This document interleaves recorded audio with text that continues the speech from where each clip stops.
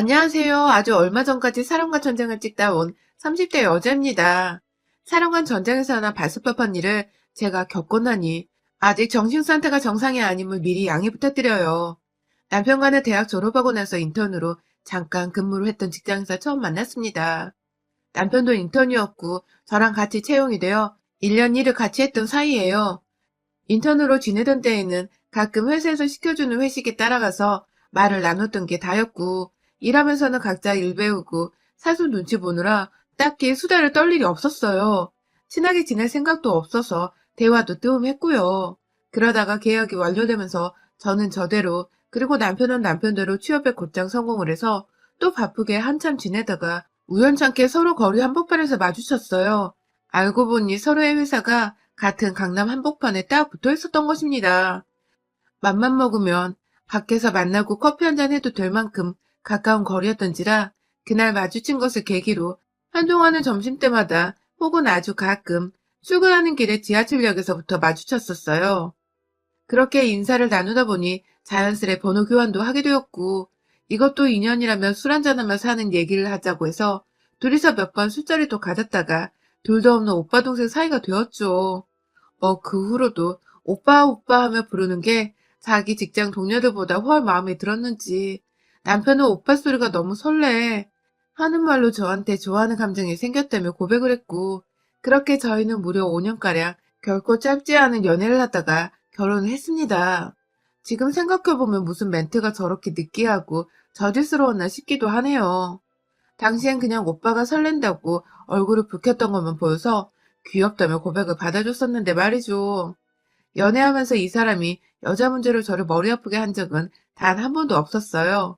어찌나 거짓말같이 자기 관리를 똑 부러지게 잘했는지 늘 물어보면 헬스장 혹은 영어배우로 학원에 가 있다는 말을 했고요. 저희가 둘 다 30이 넘어 결혼을 하게 되었는데 20대에서 30대로 넘어가면서도 단 한 번 이 사람이 마음 느긋하게 놀려하거나 비행에 빠지는 거 본 적이 없었어요. 저랑 연애를 하면서 저희 부모님께도 너무너무 잘했고, 그래서 저희 부모님이 오히려 결혼을 언제 하냐면서 연애 2년차부터 늘 들들 복권하셨습니다. 그마저도 제가 결혼 생각이 아직 없다면서 미루고 미루다 5년차에 결혼을 한 것이고요. 시부모님도 두 분이서 아주 애정이 많으셔서 저희 부모님과 또래이셨음에도 불구하고 서로를 정말 극진하게 사랑하셨어요. 뽀뽀를 하거나 허리에 손 두르고 길을 걷는 건 일상 다반사였고, 저희 부모님이 계신 자리에서도 서로의 허벅지를 주무른다거나 귀를 만지작하는 등 다소 야릇한 행동들을 많이 하셔서 저희 부모님이 오히려 당황하신 적도 여러 번 있었습니다. 이게 금실이 마냥 좋다 할 수만은 없었던 것이 때와 장소를 가리지 않는 애정 표현에 상대를 불편하게 만들기도 했던 터라 마냥 좋아 보이진 않았어요. 아무튼 남편이 그런 부모를 보고 자라서 그런지 저한테 굉장히 살뜰하고 잘해줬고 애정 표현도 많이 했습니다. 자기 부모 자식 아니랄까봐 밖에서 애정 표현을 서스럼 없이 하길래 제가 오히려 많이 거부를 하고 또 핀잔을 주는 편이었어요. 그렇게 결혼을 한 4년이란 시간 동안 남편은 단 한 번도 제가 외도를 의심할 만한 짓거리를 보인 적이 없었습니다. 세상에 우리 남편보다 가정에 착실한 사람은 단 한 명도 없을 것이라 자부를 했을 정도였어요. 그러던 남편과 하루는 차를 타고 밥을 먹으러 식당에 가는데 누구한테서 막 전화가 울리는 거예요. 제가 옆에서 받아도 된다고 말을 했는데도 남편은 끝까지 그 전화를 받지 않았고, 그 후로도 부재중 전화가 5통은 더 왔던 것 같아요. 누군지 말 안 해주는 남편한테 약간 이상한 낌새를 느끼긴 했으나 퇴근을 하고 전화가 오는 상사로부터 피하고자 하는 것인 줄 알고 전 일부러 모른 척 해주며 넘어갔죠. 그런데 그날 밥을 먹으면서 남편은 꾸준히 화장실을 가겠다고 자리를 비웠고, 그때마다 핸드폰을 들고 나갔습니다. 전 당연히 이 사람이 화장실 가는 척을 하며 전화를 받는다는 것을 눈치챘고, 한동안은 모른 척하고 밥만 먹으려다가 하도 남편이 묘식은 걸린 인간 마냥 화장실을 자꾸 가길래 도대체 상사한테서 무슨 말을 듣고 있길래 저 사람이 저리 안절부절 못하나 싶어서 저도 따라갔어요. 가서 들키면 그냥 여자 화장실 가던 길이었다고 하면 되었으니 딱히 찔릴 건 없었고요. 그런데 화장실로 들어가는 입구 뒤쪽에 흡연자들을 위한 흡연실이 있었는데 그 바로 앞, 그러니까 화장실과 흡연자실 사이에 있는 공간에서 남편이 통화를 하고 있더군요. 제가 화장실로 들어가는 길에 너무나도 또렷하게 통화 내용을 들을 수 있을 만큼의 거리에서 말입니다. 남편은 계속해서 몸은 괜찮아? 아프진 않아? 땡기진 않아? 하는 말을 하며 누군가의 건강을 걱정하고 있었어요. 순간 저희 시부모님인 줄 알고서 내가 모르는 병을 앓고 계신가 싶어 더 유심히 들으려 하는 그때 누군가가 또각또각 구두 소리를 내며 화장실로 오는 바람에 남편이 급하게 전화를 끊었고 저는 또 급하게 자리로 돌아가서 밥 먹고 있는 척을 하다가 남편을 맞이했어요. 끝내 남편은 저한테 아무 소리도 하지 않았고 전 내내 기분이 찜찜했죠. 시부모님이 아프신 거면 저한테 말 안 할 이유도 없는데 왜 숨기나 싶고 시부모님이 아니었다면 저 전화통화의 상대는 누구일까 싶어 기분이 이상했어요. 중간중간 혹여나 싶어 시댁에 전화를 해서 요즘 별일 없냐, 건강은 다 괜찮냐 등의 질문을 던져가면서 안부도 묻고 했지만 시댁에서는 별 반응이 없었고요. 뭔가 그날부터 남편은 집안에서도 마구잡이로 걸려오는 전화를 받으러 베란다로 나간다거나 아예 쓰레기를 비우고 오겠다며 음식물 봉투를 들고 나가서는 거의 40분이 되도록 집에 들어오지 않은 적도 있었습니다. 나갈 때 분명히 핸드폰을 들고 나가는 걸 전 다 봤었고요. 그런 식으로 남편의 행동에 이상함을 눈치채면서 저도 점차 늘 반듯하고 가정적일 거라 생각했던 남편에 대해 조금씩 의심을 할 수밖에 없었어요. 부쩍 전화에 시달리고 그렇다고 전화를 아예 안 받으려 하는 것처럼 보이지도 않으니 이건 100% 숨기려고 하는 짓이라고 생각할 수밖에 없었죠. 하지만 저도 직장인이고 남편이 저한테 대놓고 소홀하다거나 애정 표현이 없는 것도 아니었기에 아직 겉으로 표현하지 않은 제 남편을 좀 더 지켜보기로 했어요. 그렇게 7개월가량을 남편의 의미심장한 통화를 계속 해대면서 제가 눈치를 못 챘다고 생각을 하는 건지 대수롭지 않게 행동했고 그 와중에도 저와의 부부관계는 더욱 뜨겁게 맺었어요. 틈만 나면 집에 퇴근하고 들어오자마자 팬티까지 다 벗어던지고 샤워를 하고는 저를 안방으로 불러들였어요. 예전에 이 정도까지는 아니었는데 부쩍 그 시간 동안 남편은 성욕에 미쳐버려서 환장한 인간 마냥 집에 들어오자마자 옷을 벗겨던지는 등 제정신이 아니었고 심지어 제가 입고 있는 옷을 찢어버리고 싶다면서 자기 와이셔츠를 저한테 입히더니 준비됐어? 하는 소리와 함께 두 손으로 그 단추들을 모조리 뜯어버리기도 했습니다. 처음엔 남편의 적극적인 성욕이 저도 살짝은 좋았습니다. 평소 야근이 있다면 많은 편이었고 그래서 애정 표현이 꾸준히 많았음에도 불구하고 밤에는 피곤하다고 자는 경우도 참 많았거든요. 저에 대한 애정이 변하지 않았던 증거라고 생각을 해서 저도 살짝은 즐겼습니다. 임신을 시키려는 건지 뭔지는 모르겠지만 피임 도구를 하지 않으려길래 제가 여러 차례 등짝을 후려펴주면서 겨우 피임 도구를 끼워 관계를 맺었고요. 회사에서 일 안 하고 하루 종일 야한 걸 보고 온 건지 완전히 혼자 미쳐서는 별 희한한 것들을 강요하면서 후끈한 짓들을 해냈는데 남편이 좀 적극적으로 변했다는 생각만 들었을 뿐 다른 이유가 있을 거라고는 정말 상상도 못했네요. 그러다 얼마 전 남편과 시댁 가는 길이었는데 누가 계속 또 전화를 하더라고요. 남편은 또 의도적으로 무시를 하면서 전화를 안 받고 있고요. 그러다가 차가 정지했을 때 그냥 무의식 중에 핸드폰을 한번 봤더니 거의 1분가량을 그냥 아주 뭐 저린 도둑놈 마냥 안절부절을 못하더니 급기야 저를 딱 월드컵 경기장 앞에 월드컵 터널로 들어가기 직전에 그 택시도 잡기 힘든 그 거리에서 저를 그냥 세워주고 내리라고 소리를 지르는 겁니다.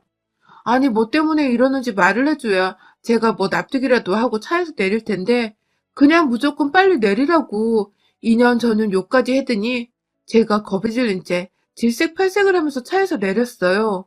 한참을 택시를 잡으려고 해도 잡히지도 않아서 시댁 근처까지 가는 버스를 겨우 잡아타고는 혼자 걷다가 환승까지 해가지고 시댁을 가려다 기분이 너무 나빠서 도로 택시를 타고 집까지 돌아왔습니다. 집에 오니 남편은 없었고 전화를 해도 전화를 안 받고 결국 그날 이 인간은 집을 외박하다 다음날 아침이 되어서야 집으로 들어왔어요. 그날이 주말이어서 망정이었지. 평일에 이지랄을 떨었으면 제가 출근하고 회사에서 열받아 있었을 생각을 하니 아찔해서 욕이 입턱까지 차오르더라고요. 겨우 남편을 보면서 무슨 일인지 제대로 설명을 하려고 다 이러니 남편은 저를 말도 없이 그냥 데리고 나가더라고요. 그렇게 저희가 도착한 곳은 웬 산부인과 병원이었습니다. 저요? 임신도 해본 적 없고 산부인과는 더더욱 와본 적도 없었는데 저를 데리고 여기 오니 기분이 이상하더라고요. 뭐 요즘 임신하게 하려고 남자들도 산부인과에서 검사를 받는 건가 싶어 정말 그 병원 안에 들어가는 순간까지도 전 상황 파악을 못하고 있었습니다. 그런데, 그런데 남편이란 놈이 절 산후조리원으로 데려가대요? 그러더니 절 데리고 들어가려다 코로나로 가족 말고는 안 된다고 해서 빠꾸를 먹었는데 남편은 그냥 안으로 들어가는 겁니다. 가족 말고는 못 들어간다고 방금 말씀을 하셨는데 내 남편은 들어갔단 말이죠. 당신 거기서 뭐해? 하고 물어보니 남편은 잠깐만 기다리라더니 안에 들어가서 한참 있다가 웬 여자랑 나오대요? 내 남편이 웬 막 출산한 여자를 부축하면서 와이프인 제 앞으로 말이죠. 그리고 그 여자가 절 보며 한다는 말이 와이프분이세요? 라는 겁니다. 손발이 부들부들 떨리는 와중에 남편만 쳐다봤어요. 안 그럼 도대체 무슨 일이 일어날 것 같아서 남편을 보면서 끝까지 남편 눈만 바라보며 물었어요. 이게 다 무슨 일이냐고. 나 왜 여기 있고 그 사람 누구냐며 여자를 밀쳐내고 남편을 끌고 오려고 하자 여자가 하면서 오바일신을 하더니 옆에서 남편은 그러지 마. 내 아기 엄마야. 라며 세상에 이 여자가 글쎄 내 남편이 자식을 낳았다고 이실직고를 그제서야 하는 겁니다. 그러니까 그 말은 이 여자랑 그간 남편이 오랫동안 바람을 피워 임신을 시켜놓고 출산을 하니까 자기 새끼라며 어제는 조강지처를 도로 한가운데다 그냥 내리라고 차에서 쫓아내고는 지 혼자 지 새끼 태어나는 거 보려고 병원에 갔던 거더라고요. 그동안 저는 임신한 내연자랑 성관계를 못 가지니까 거기서 아쉬운 성욕을 채워보겠다고 저한테 야동에서나 볼 듯한 관계들을 요구하는 남편의 뜻에 따라 남편 성욕을 채워주고 있었던 거고요. 그러니까 완전히 이 새끼는 내연녀랑 하던 짓거리를 저한테서 욕구를 풀며 완전히 절 내연녀 대타 취급을 하며 가지고 놀더니 이제 완전히 지 새끼까지 낳아준 내연녀 따라 이혼이라도 하려는 듯이 저를 여기 산부인과에 데려온 겁니다. 그리고 이내 귀신같이 시부모님이 도착을 하셨어요. 그런데 시부모님은 이 모든 사실을 알고 있었다는 듯이 그 내연녀와 자연스럽게 인사를 하면서 고생했다고 수고했다며 제가 눈을 시퍼렇게 뜨고 있는데 내연녀와 인사를 나누시는 겁니다. 그러더니 귀엽고 저를 보더니 한다는 말이 이제 다 알았겠네. 그럼 이제 정리를 하자. 라면서 이게 마치 분리수거를 하면 해결될 일이라는 듯 얘기를 나눠 끝을 보자고 하시는데 분하더라고요. 진짜 소름 끼치게 이 가족이 미워 죽겠더군요. 지랄 발광을 하면서 내연녀에게 달려들었습니다. 순식간에 제 손에 뺨을 맞은 내 여자는 미동도 없었으나 옆에서 남편이 애 낳은 사람한테 무슨 짓이냐며 소리를 지르길래 그 새끼 정강이를 걷어차면서 주먹으로 뺨을 한 대 갈겼어요. 옆에서 절 말리려는 시어머니가 또 소리를 질러대길래 죽어! 하면서 시엄마 멱살을 잡고 네가 어떻게 나한테 이러냐며 막 쥐고 흔들며 한참 발악을 했어요. 그때 밖에서 소란이 나니까 안에서 산모들이 심심했었는지 막 밖으로 나오더라고요. 나오지는 못하고 그 유리문 안에서 뭔 일이냐며 막 수근거리기 시작했어요. 저도 그 산모들이랑 눈이 맞춰지니 처음엔 너무 쪽팔리다가 도저히 이 년놈들이 애 낳고 잘 사는 꼴을 못 보겠어서 고래고래 소리를 지르며 내 남편이 갑자기 절 여기 데려오더니 웬년을 소개시켜주며 자기 새끼 낳은 여자래요. 조광지처는 여기 눈을 시퍼렇게 뜨고 있는데 상간녀 애 낳았다고 인사시키려 절 데려왔어요. 하면서 다시 한번 내 언니한테 달려들어 뺨따구를 때리고 머리카락을 뜯어잡고 막 난리를 피웠습니다. 그때 제가 사실 수적으로는 시부모님과 남편한테서 밀리고 있었는데 뒤에서 누군가가 나타났어요. 웬 건장이 생긴 남자 둘이서 엘리베이터를 타고 산후조리원 입구에 도착을 하더니 아주 피는 못 속이는 것들 하면서 제 손 하나 잡고서 안 놔주고 있던 남편을 밀치는 겁니다. 아이고 세상에 이제 보니 이분들은 모두 다 저희 아주버님들이었습니다. 이제 보니 금실 줬다고 생각했던 시어머니는 시아버지의 내연녀였다가 아들인 저희 남편을 낳고서 조강자리를 꿰찬 말 그대로 쌍년이었고요. 한마디로 남편은 그런 상간녀의 자식으로서 내연녀의 첫 자식으로서 이 집안에서 장남회세를 했던 것입니다.